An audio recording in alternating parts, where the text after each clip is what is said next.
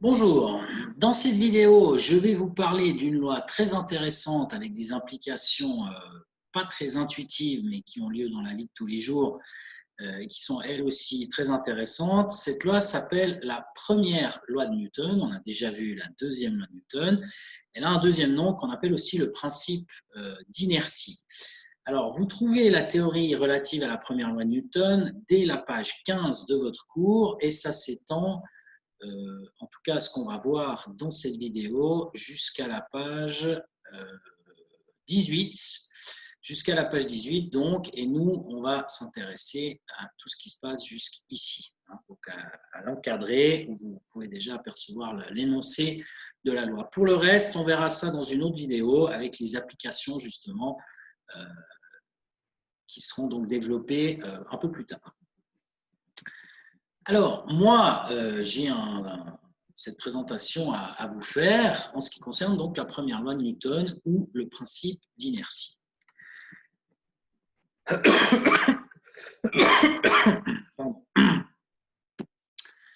Alors, nous, ce qu'on a vu jusqu'à présent, c'est deux choses, principalement la deuxième loi de Newton ainsi que la loi de la statique. Alors, on va se baser sur ce qu'on connaît à propos de la deuxième loi de Newton et on sait désormais, depuis qu'on connaît la deuxième loi de Newton, que si on veut modifier le mouvement d'un corps, donc modifier le mouvement, ça veut dire changer la vitesse, et donc ça veut dire accélérer, eh bien, ce qu'il faut, c'est appliquer une force à ce corps. C'est la loi F égale ma, la fameuse loi de cause à effet.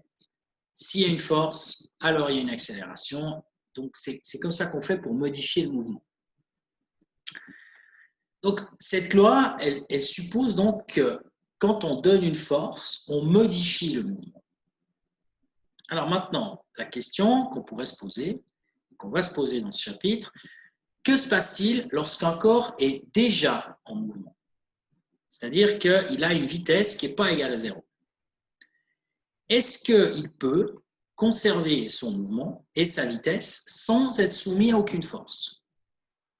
Ou alors, donc, au lieu qu'il n'y ait aucune force, qu'il y ait une résultante des forces qui soit nulle. Pourquoi est-ce que je dis ça? Parce qu'en réalité, la deuxième loi de Newton, c'est somme des forces égale ma. C'est comme ça qu'on l'avait vu. Donc, c'est la somme des forces. Donc, est-ce que la somme des forces, c'est la résultante?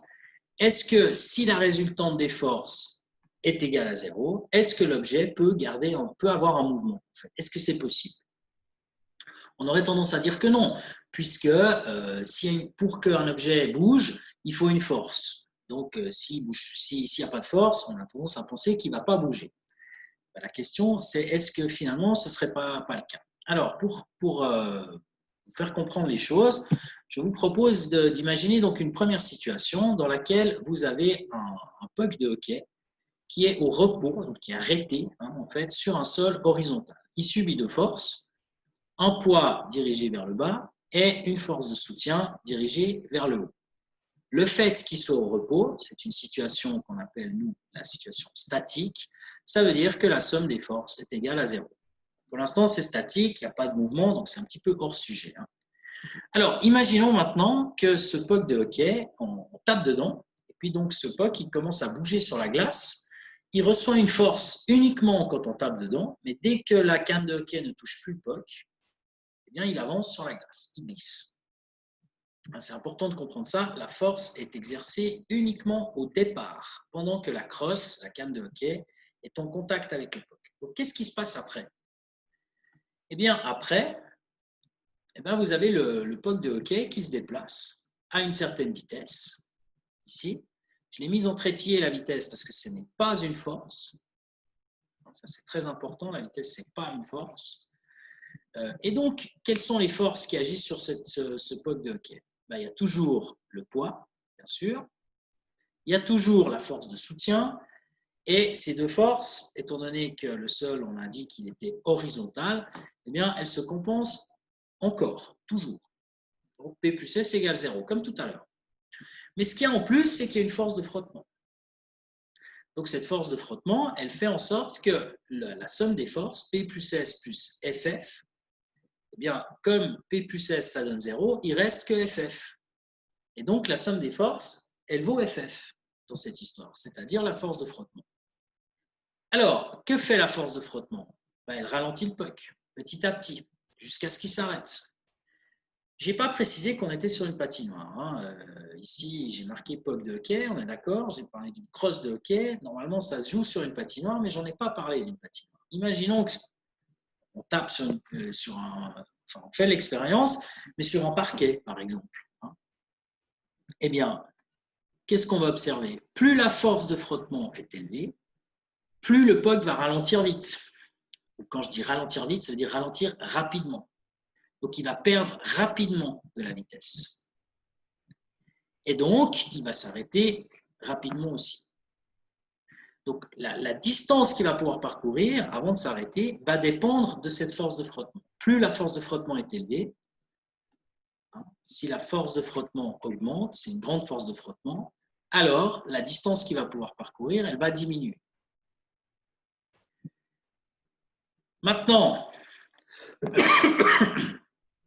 le hockey sur glace, ça se joue sur une patinoire. Donc, imaginons que justement cette surface soit sans frottement. Donc, on avait tout à l'heure P plus S égale 0. Il restait la force de frottement. Mais maintenant, on considère qu'il n'y en a plus non plus. Imaginons une glace parfaite. Évidemment, dans la réalité, ça n'existe pas, mais on va faire l'hypothèse que ça existe. Dans ce cas-là, vous avez la somme des forces égale 0. Vous avez P plus S qui vaut 0, plus encore FF qui vaut 0 aussi. Donc, le total, ça vaut 0. Donc, sur une surface idéale dans laquelle il n'y aurait pas de frottement, eh bien, le puck, il n'aurait pas de frottement, donc pas de perte de vitesse. Donc, ça voudrait dire qu'en fait, il ne s'arrêterait jamais. Il pourrait parcourir une distance infinie. Alors, dans la réalité, même sur la glace, ça n'existe pas. Mais il se trouve que sur la glace, ça glisse suffisamment bien. Donc, les frottements sont suffisamment petits pour que le puck puisse traverser la patinoire sans aucun problème. C'est parce qu'il y a des murs, en fait, que le puck va s'arrêter. Et si on avait une patinoire énorme, eh bien, on pourrait taper dedans et il y aurait quand même des tout petits frottements. Donc, finalement, il finirait par s'arrêter. Mais il pourrait quand même parcourir une distance très grande. Et très grande sans perte de vitesse. Donc, ici, qu'est-ce qu'on a? Eh bien, on peut dire que si la somme des forces est égale à 0, c'est-à-dire s'il n'y a pas de frottement, alors il ne perd pas de vitesse. Donc, s'il ne perd pas de vitesse, il bouge à vitesse constante. C'est ce qu'on appelle un mouvement rectiligne uniforme. Et donc, on a un MRU. Donc, on a une première réponse à la question tout à l'heure. Je vous rappelle la question, est-ce que l'objet peut bouger sans subir de force? La réponse, c'est oui. Si il ne subit pas de force, en tout cas, elle s'annule, et pourtant, il bouge à vitesse constante.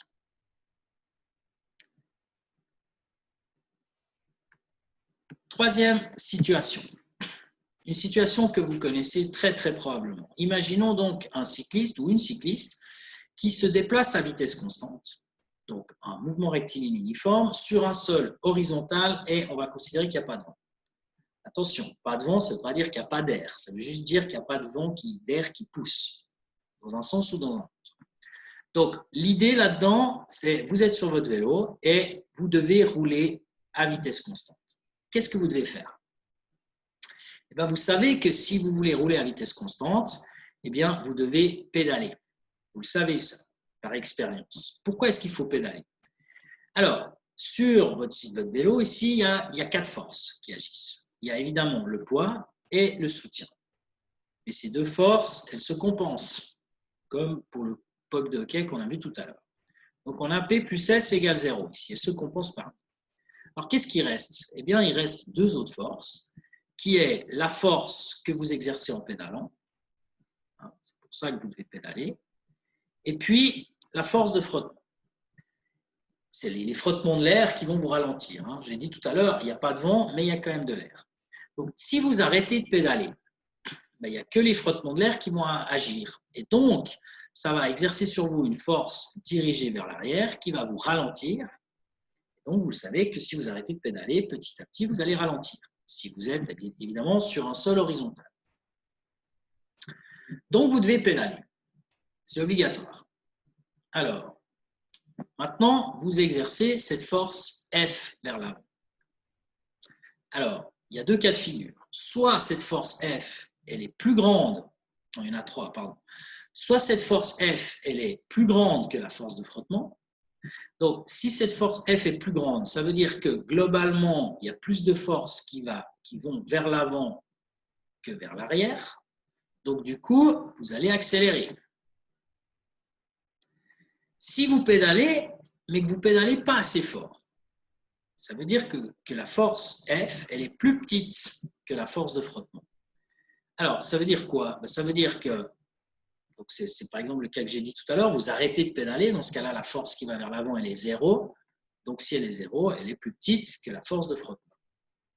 Mais même si vous pédalez, mais que vous ne pédalez pas assez fort, qu'est-ce qui va se passer? Les forces de frottement vont l'emporter. Et donc, globalement, ça va petit à petit vous freiner et vous allez ralentir. Donc maintenant, soit la force de frottement, avec laquelle vous pédalez, elle est plus grande que la force de frottement, dans ce cas-là, vous accélérez. Soit elle est plus petite, et dans ce cas-là, vous ralentissez. Et dans les deux cas, la vitesse change. Que ce soit ça ou ça, la vitesse, elle varie, elle change. Et nous, on veut, je vous rappelle que c'est la condition de départ, on veut garder une vitesse constante. Donc, le seul moyen de garder une vitesse constante, c'est que la force avec laquelle vous pédalez, elle ne soit pas plus grande et qu'elle ne soit non plus pas plus petite. Donc, il faut qu'elle soit égale à la force de frottement. C'est le seul moyen d'y arriver. Donc, en définitive, si vous voulez garder une vitesse constante, quand vous êtes en vélo, vous devez pédaler avec une force qui est telle qu'elle compense exactement la force de frottement. Parce qu'encore une fois, si vous pédalez avec une force trop grande, du coup, vous allez accélérer, donc vous allez prendre de la vitesse, donc vous n'allez pas garder une vitesse constante. Si vous pédalez avec une force qui est trop petite, vous allez perdre de la vitesse. Donc, les seules possibilités, c'est de pédaler avec une force qui soit exactement égale à la force de frottement. De cette manière, vous allez pouvoir garder une vitesse constante. Alors maintenant, la force F, elle est dirigée vers l'avant. La force de frottement, elle est dirigée vers l'arrière. Donc, quand vous les additionnez les deux, en termes de vecteurs, quand vous faites F plus FF, si les deux forces se compensent, eh bien, ça donne 0. Et on a dit tout à l'heure que le poids et le soutien se compensent aussi, donc on a aussi P plus S égale 0. Donc maintenant, quelle est la force? L'ensemble des forces qui agissent sur la somme des forces, la résultante des forces qui agissent sur le cycliste. Eh bien, c'est ce que j'ai écrit à la page suivante. On a dit le poids et le soutien se compensent, donc somme des forces égale 0. La force avec laquelle vous pédalez et la force de frottement se compensent, égale 0 aussi. Donc vous avez 0 plus 0 égale 0. Donc maintenant, quelle est la conclusion de cette histoire? C'est que la condition initiale, c'est que vous voulez rouler à vitesse constante avec votre vélo. Et pour cela, qu'est-ce qu'il faut? Cela implique qu'il faut que la somme des forces, en l'occurrence ici, soit égale à 0. Ce que j'ai en français, c'est parce qu'il y a des frottements que le cycliste ou la cycliste doit continuer de pédaler pour maintenir une vitesse constante, à cause des frottements. S'il n'y avait pas de frottement, il suffirait de se donner un tout petit peu de vitesse, puis après on se laisse aller. Comme il n'y a pas de frottement, il n'y a rien qui nous arrête, comme un puck de hockey sur une glace parfaite, sans frottement. Donc, parce qu'il y a des frottements, il faut les compenser avec une force qui va vers l'avant pour les annuler, de manière à garder une vitesse constante. Alors là, vous avez deux résultats qui sont très intéressants. Vous avez un premier résultat qu'on a obtenu tout à l'heure dans la situation 2, qui est s'il n'y a pas de force qui s'exerce sur le puck, alors il peut se déplacer à vitesse constante. Et puis, l'autre résultat, qui est le contraire en fait, c'est si vous voulez rouler à vitesse constante, alors il faut qu'il n'y ait pas de force, ou que les forces s'annulent. Eh bien, vous voyez que ça va dans les deux sens en fait. Donc ça, c'est justement la première loi de Newton, qui est donc résumée dans cet encadré qu'il y a ici. Je reprends ce que j'ai dit tout à l'heure. Si on va dans ce sens-là, c'est le coût du puck. S'il n'y a pas de force qui agit sur le pod parce qu'il est sur une surface parfaite, alors il va glisser à vitesse constante, MRU. Et puis maintenant, le contraire, que je dessine en vert. Si vous êtes un cycliste qui roule à vitesse constante, eh bien, il faut pour cela que la somme des forces soit égale à 0, c'est-à-dire qu'il faut pédaler pour compenser les frottements. Voilà ce que veut dire la première loi de Newton. Alors, en fait, telle qu'elle a été énoncée par Newton, justement, Isaac Newton, dans son fameux traité dont je vous avais parlé au tout début du cours sur les forces, c'est un traité qui a été écrit en latin, et donc la traduction en français de ce qui a été écrit, c'est ce que vous avez dans les guillemets ici, là en haut. Tout corps persévère dans l'état de repos ou de mouvement uniforme en ligne droite dans lequel il se trouve, à moins que quelque force n'agisse sur lui et ne le contraigne à changer d'état. Alors, c'est un petit peu pompeux, comme c'est écrit, mais on va tâcher de traduire tout ça. Alors, tout corps persévère. Persévère, ça veut dire reste. Dans l'état de repos, donc, ça veut dire immobile. Ou de mouvement uniforme en ligne droite, ça veut dire en MRU, avec une vitesse constante. Donc, tout corps reste immobile ou en MRU, dans lequel il se trouve, à moins que quelque force n'agisse sur lui. Donc, à moins qu'il subisse une force, et que donc cette force ne le contraigne à changer d'état, c'est-à-dire le contraigne à changer l'état dans lequel il se trouve, c'est-à-dire soit être immobile, soit être à vitesse constante. Je l'ai encore traduit d'une autre manière ici. Si un corps n'est soumis à aucune force, ou si la résultante des forces qui s'exercent sur lui est égale à 0, c'est-à-dire ça, alors il conserve sa vitesse. Donc, s'il est arrêté, qu'il n'a pas de vitesse, il conserve sa vitesse, donc il reste arrêté. Et puis, s'il a une vitesse en MRU, eh bien, il reste à la même vitesse, donc il reste en MRU, c'est-à-dire vitesse constante. Voilà ce que dit la première loi de Newton. Alors, je vous le dis tout de suite, en ce qui concerne le deuxième titre, principe d'inertie, là-dedans, il y a le mot inertie. Et le mot d'inertie, ce sera vu dans une prochaine vidéo. Je vous ferai la définition de ce que c'est que l'inertie. Et ça viendra dans une vidéo avec les différentes applications dans la vie de tous les jours de la première loi de Newton.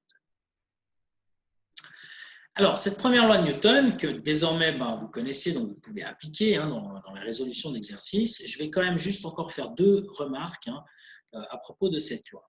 Première remarque, c'est une remarque qu'on a vue lors de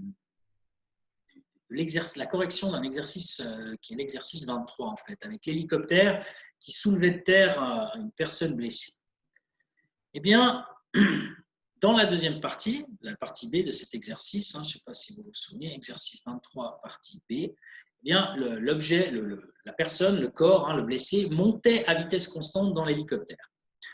Donc, on avait un corps en mouvement rectiligne uniforme, c'est-à-dire à vitesse constante. Alors, si la vitesse est constante, on a vu que d'après les lois de la cinématique, cela implique une accélération nulle. Je vous rappelle que l'accélération, c'est delta V sur delta T. Donc, s'il y a une vitesse constante, il n'y a pas de variation de vitesse, le delta V égale 0, donc le A égale 0. La deuxième loi de Newton, elle dit somme des forces égale ma. Donc, si maintenant vous mettez une accélération nulle là-dedans, vous avez m fois 0, et donc ça donne 0. Et donc, on retrouve ce qu'on a dit à la page précédente, ici, c'est-à-dire que s'il y a une accélération qui est égale à 0, donc MRU, alors somme des forces égale 0. Donc en quelque sorte, déjà, l'allée, on va dire, la flèche qui va dans ce sens-là, c'est déjà un cas particulier de la deuxième loi de Newton. Regardons l'autre cas de figure. Si maintenant vous avez somme des forces égale 0, d'après la deuxième loi de Newton, somme des forces égale MA. Donc si MA égale 0, il y a deux possibilités. Soit c'est le M qui vaut 0, soit c'est le A qui vaut 0. Alors, le M qui vaut 0, ça veut dire la masse est nulle. Masse nulle, ça veut dire qu'il n'y a pas d'objet. Donc, s'il n'y a pas d'objet, la question ne se pose même pas. Et donc, du coup, cette possibilité, elle tombe. Donc, la seule possibilité qui reste, c'est que l'accélération soit égale à 0. Et si l'accélération est égale à 0, eh bien, ça veut dire quoi? Ça veut dire que c'est un mouvement rectiligne uniforme. Donc, on a ici, si la somme des forces égale 0, alors on a un MRU. Et ça, c'est bel et bien ce qu'on a dit à la page précédente. Ici, c'est maintenant dans l'autre sens. Si on a la somme des forces qui est égale à 0, alors on a un MRU. Donc en fait, cette première loi de Newton, en quelque sorte, on peut l'obtenir de la deuxième loi de Newton. Et c'est pour ça que la deuxième loi de Newton, elle a un autre nom qui est, et ça je vous le remontre en remontant justement dans les